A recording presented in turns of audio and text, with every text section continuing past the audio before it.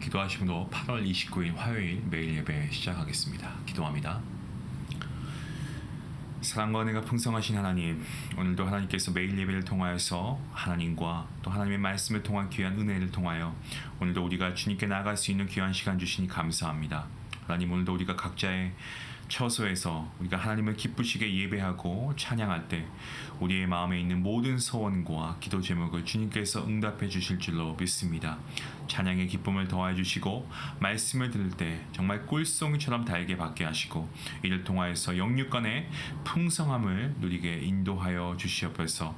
생명의 근원이 되시는 하나님을 의지하게 하시고 오늘도 우리가 하나님을 단단히 붙잡고 오직 믿음으로 승리할 수 있도록 인도하여 주시옵소서. 어려운 상황과 환경 가운데 있는 주님의 자녀가 있습니다. 하나님 기억하여 주시고 여러 가지의 환경을 통하여서 또 육신의 연약함을 통하여서 절망 중에 있는 아버지 주님의 귀한 자녀들 가운데 말씀을 통하여 소망을 주시고 고난 중에 주님 가운데 주시는 놀라운 은혜와 그 평강을 누릴 수 있도록 하나님 함께하여 주시옵소서. 오늘도 우리가 말씀으로 나아갈 때 하나님 우리에게 지혜 주시고 이 말씀을 깨닫게 하시고 순종할 수 있는 귀한 믿음도 성령 하나님 우리에게 허락하여 주시길 간절히 바라오며 이 모든 말씀 예수님의 이름으로 기도하옵나이다. 아멘. 찬송가 325장 함께 하시겠습니다.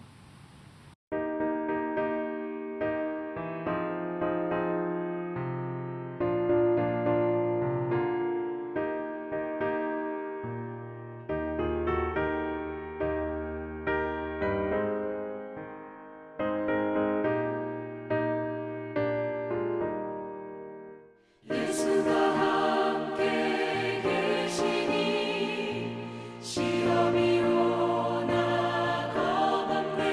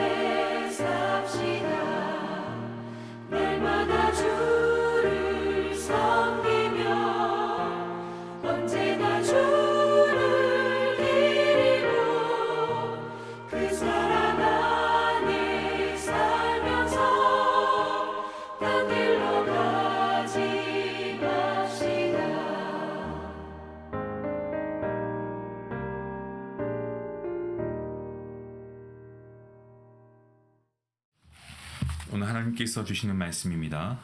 사도행전 28장 1절부터 10절까지의 말씀.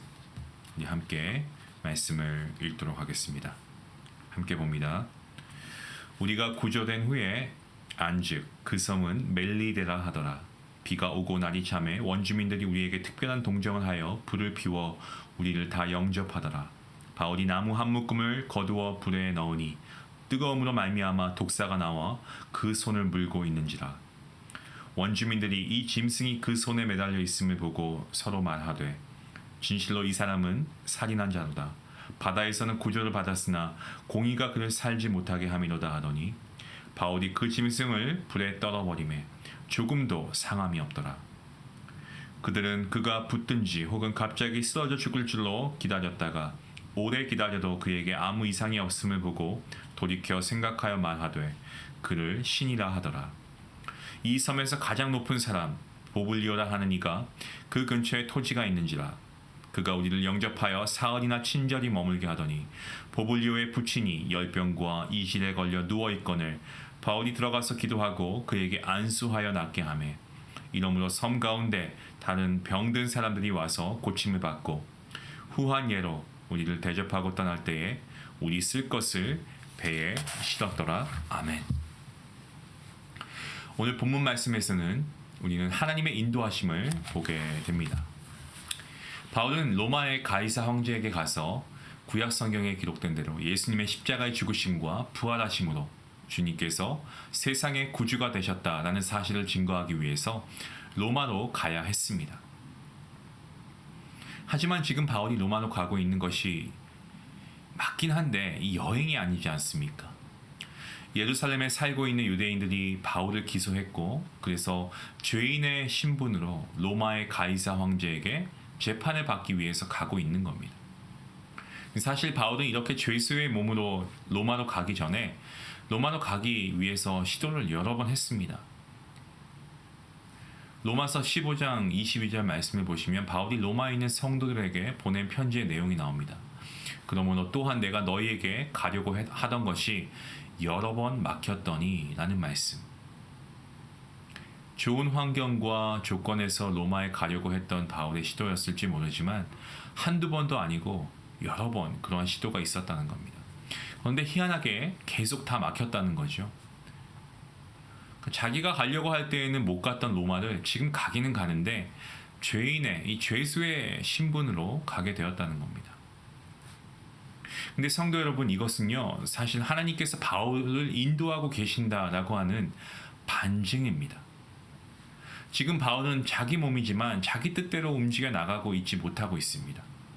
오히려 하나님께서 하나님의 방법으로 바울을 로마로 이끌고 가신다라는 것을 우리가 알 수 있습니다. 자, 그런데 여기서 우리가 질문이 생깁니다. 하나님께서 바울을 인도하신다. 하나님이 인도하신다면 그 길이 평탄해야 하는 것이 아닐까? 그런데 그것이 아닙니다. 유라굴로라고 하는 큰 태풍을 만나게 되고 태풍으로 인해서 배도 자기 뜻대로 가지 못하고 떠밀려 갑니다. 그리고 정말 먼 거리를 밀려와서 이 멜리데 섬까지 오게 된 것이죠. 14일 동안 굶었습니다.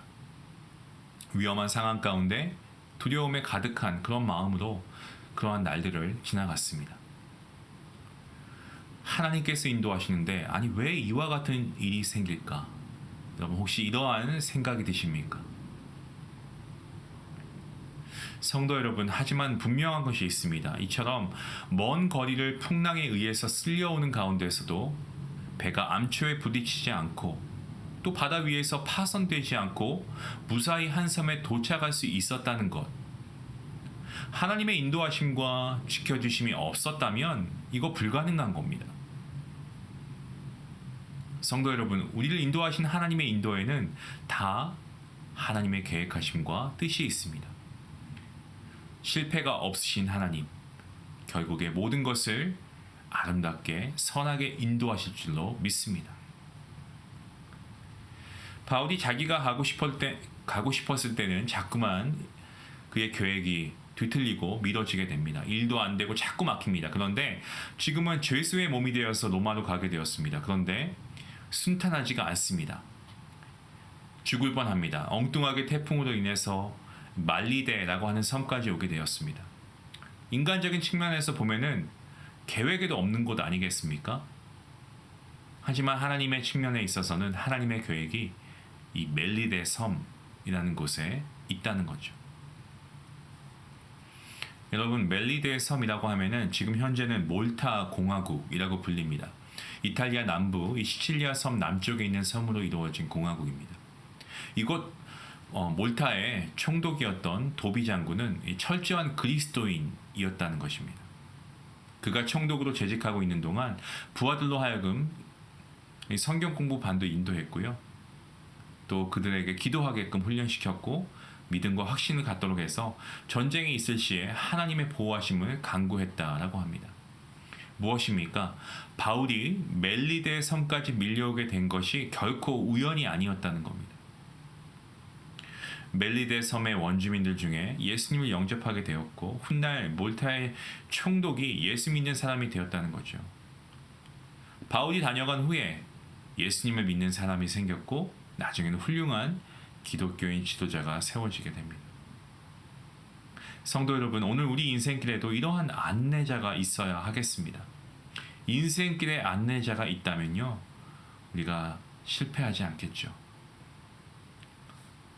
지금이야 모든 차량이 다 그런 것은 아닙니다만 많은 차량 중에 이 내비게이션이 부착이 되어 있는 차가 많습니다. 저는 유난히 길눈이 어둡습니다. 까막눈이라고 하죠.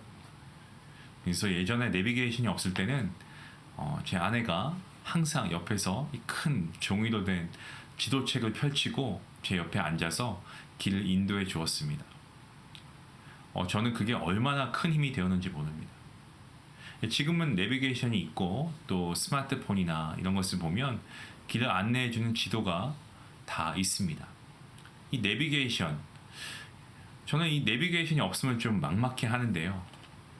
여러분, 이 내비게이션이 무슨 역할을 합니까? 길을 안내하는 안내자의 역할을 하죠. 처음 가는 길에 우리가 접어들면 이 내비게이션이 얼마나 고마운지 모릅니다. 그리고 밤길 운전도 마찬가지죠. 성도 여러분, 우리에게는 인생의 인도자가 계십니다. 이 내비게이션하고는 비교할 수 없을 만큼 전지전능하신 하나님께서 오늘 말씀을 보니까 바울을 인도하고 계신 것처럼 동일하게 그 하나님은 지금도 살아계셔서 우리를 인도하시는 전능자이신 줄로 믿습니다. 그런데 하나님께서 인도하신 대로 가다 보면 가끔 그럴 때가 있지 않습니까? 이거 길이 아닌 것 같고 길이 없어 보이는 것 같고 막다른 골목에 이르게 된 것 같고 그래서 가슴이 막 졸여지고 불안한 마음도 생길 때가 있습니다. 하지만 오늘 말씀을 통해서 우리가 다시 한번 결심할 수 있으면 좋겠습니다. 하나님을 붙드시고 하나님을 믿으시기 바랍니다. 하나님을 인도하시는 데에는 다 뜻이 있고 하나님이 인도하시는 대로 살아가면 그것이 결국 우리에게 형통한 길이 되는 줄로 믿습니다. 우리 하나님께서는 우리의 진실한 안내자이시고 목자이십니다. 우리가 사망의 음침한 골짜기를 통과할 때는 막대기와 지팡이로 우리를 구원해 주십니다. 우리가 목마를 때에는 쉴만한 물가를 인도하시는 분, 우리 주님 아니십니까? 이러한 주님을 의지하심으로 더 이상 두려움 없는 담대한 인생을 살아갈 수 있기를 주님의 이름으로 축원합니다. 이제 다음을 보시면 독사에 물린 장면이 나옵니다. 그런데 우리가 이 말씀을 보면서 알게 되는 것이 독사에 물린 것이 오히려 축복이 되었다는 거죠.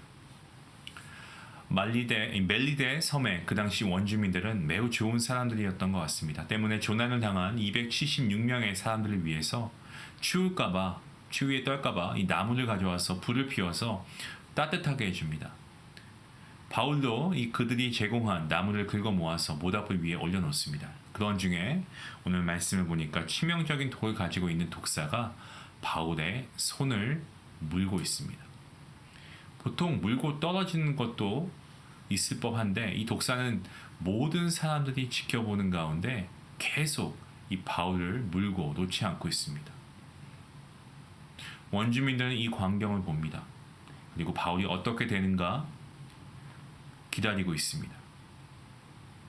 보통 독사에 물리면 바로 직사한다는 것을 알고 있었겠죠. 그런데 바울을 보니까 그의 손이 붓지도 않고 또 그의 목숨도 여전히 붙어 있는 거죠. 죽지 않고 멀쩡합니다. 그래서 원주민들에 의해서 바울은 바로 그 순간 신이 되어버립니다. 그러니까 신이 아니고서는 살 수가 없다는 겁니다. 이 사건 이후에 바울과 그의 일행 후한 대접을 받게 됩니다. 그러면서 그 섬의 가장 높은 사람 이 보블리오의 아버지의 열병과 이질 또한 그가 안수기도를 함으로써 낫게 하는 놀라운 역사가 일어나게 됩니다.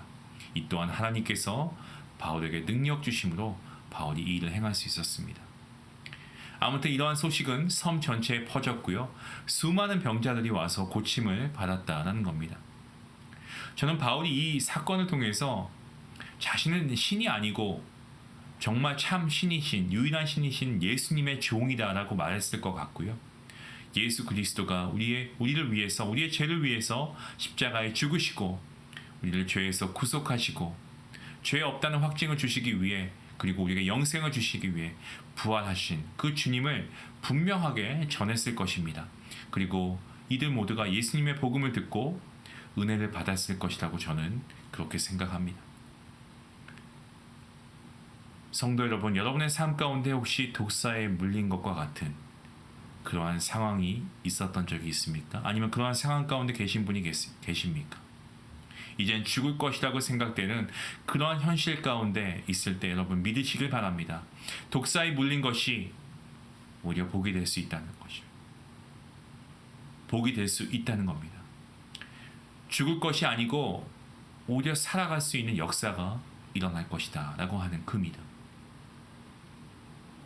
지금 내가 비록 독사에 물렸지만 바울을 건재케 하신 주님께서 지금도 살아 역사하시는 주님이시다. 그 주님이 나를 도와주신다. 주님께서 이루어 주실 것을 분명하게 믿고 기도하면 기가 막히게 응답이 이루어지는 것을 여러분이 믿어야 할 것입니다.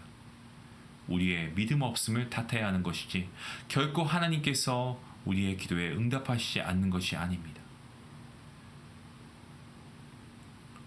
아무것도 염려하지 말고 다만 모든 일에 기도와 간구로 너희 구할 것을 감사함으로 하나님께 아뢰 것을 빌립보서 4장에서 말씀하고 있습니다.